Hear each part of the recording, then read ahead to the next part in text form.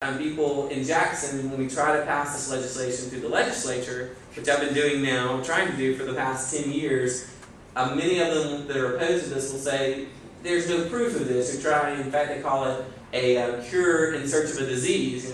They're saying there's no problem that needs to be fixed. It's just political posturing. You're trying to advance some kind of radical agenda by passing this, and there's no need for it.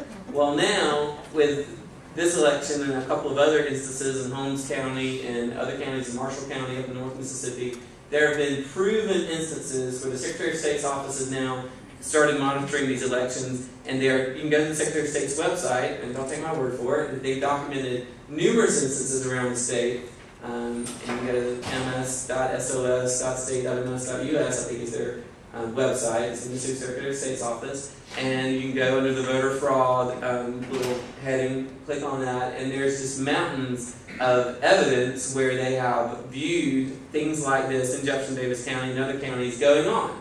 So I think that whole argument now is kind of moot, that no one is really trying to argue that this doesn't happen at all. Now their argument has evolved to, well, it doesn't happen often enough to really worry about it. It's just an isolated instance here or there that really doesn't amount to a hill of beans, and y'all are still just trying to posture yourself and scare people away from voting and all this kind of stuff. So I wanted to share with you some of the arguments against it, because as you're out collecting the signatures at your event, and even at your churches or in your family reunions or wherever you carry these petitions to get them signed, there will be the occasional person that will say, why do we need this? And I wanted you armed with some information you can share. These are some instances, even as recently as last year and the year before last, and you can go on the Secretary of State's website and get even more documents and print them out if you feel that avid about doing your research, which is great. And you can arm yourself with evidence as to why we still need this issue or the solution to this issue.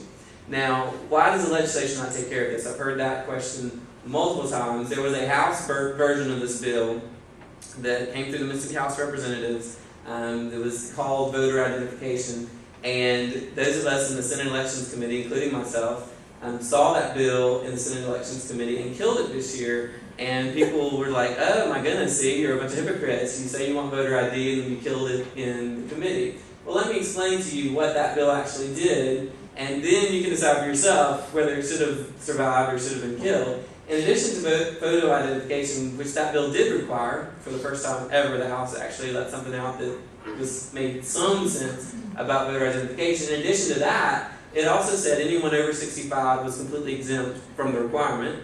And as you all know, these people that work in the voter fraud trade, they typically prey on those who are elderly or senior citizens, and they take advantage of them, and they're sometimes more than trusting in those kinds of issues. And so this is a group that I felt very strongly needed to be included, and certainly didn't need to be exempted. That's an exemption you drive a Mack truck through, as opposed to say in the legal profession.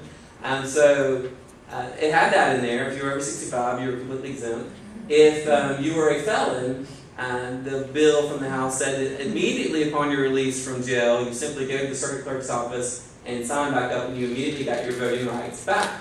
Now, in Mississippi currently, if you're a felon and you're exempted from your voting rights have been taken away for certain felonies in our state, you have to actually come to the legislature, ask your local senator or representative to file a suffrage bill, is what it's called, in order to restore your voting rights. And as a result, many of our felons who committed the rapes and the murders and some of the more heinous crimes, and those crimes, they go to honesty and integrity of office, like embezzlement, those kinds of things.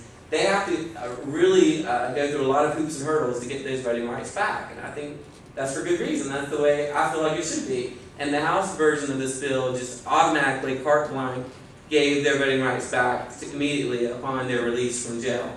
So it allowed our felons to vote again. That bill also said that you could vote early in our elections up to 20 days before an election. Now, there are people that have mixed feelings about early voting. I have mixed feelings about early voting. But I certainly think there are things that need to take place, like purging our voting rolls, before we even start entertaining the thought of early voting. Because we have many counties in our state who actually have more registered voters on the roll than they have population in their county.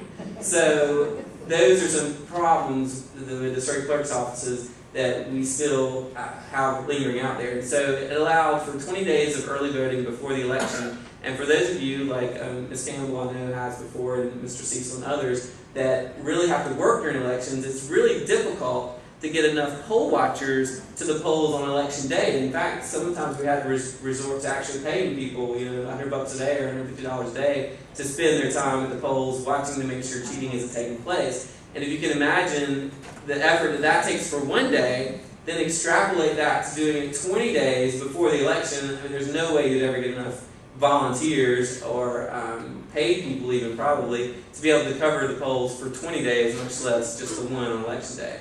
So there's some problems with early voting, and the last thing it did in addition to voter ID is that bill allowed for people to register up until 3 days before an election to vote. It was nearly same-day registration like they have in Ohio and other places, and you saw what kind of problems those things created. And of course our circuit clerks, as soon as they read that provision of the bill, immediately went haywire and started calling and saying, please don't pass this, because there's no way that we can allow people to register up until 3 days before an election and then be able to print all the polling books and put them in all the precincts and the ballot boxes. It was just a completely untenable situation.